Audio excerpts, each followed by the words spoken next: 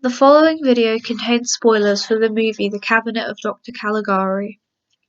Seeing as the masterpiece of The Cabinet of Dr. Caligari turns 100 this year, I thought I'd share a video essay on what a modern audience can take from the movie.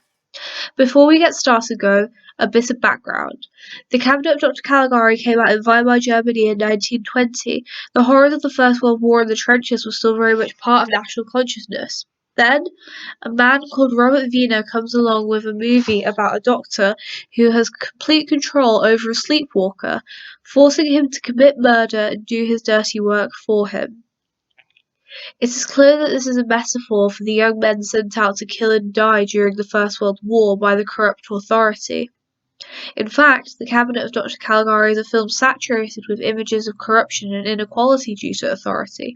For example, the town clerk's ridiculously tall chair and the long flight of steps the characters have to climb up to reach the police. While the political message of corrupt and uncaring authorities during World War I seems pretty specific to the time at a first look, there is a more universal message and discussion going on in the film than a specific criticism of a specific time. The juxtaposition of sleeping and waking, then dreams and reality, is a constant throughout The Cabinet of Dr. Caligari, leading to the question of what does it mean to be awake and experiencing reality.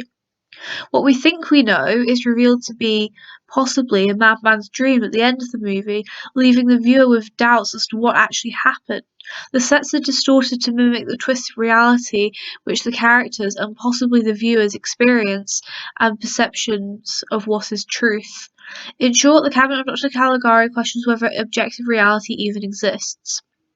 Now, I don't want to get political on the internet because I value my life, but The Cabinet of Dr. Caligari is a political film. In 1920, it called on its viewers to metaphorically wake up to the rise of corruption and eventually fascism in authority, and I feel that 100 years later it still does the same.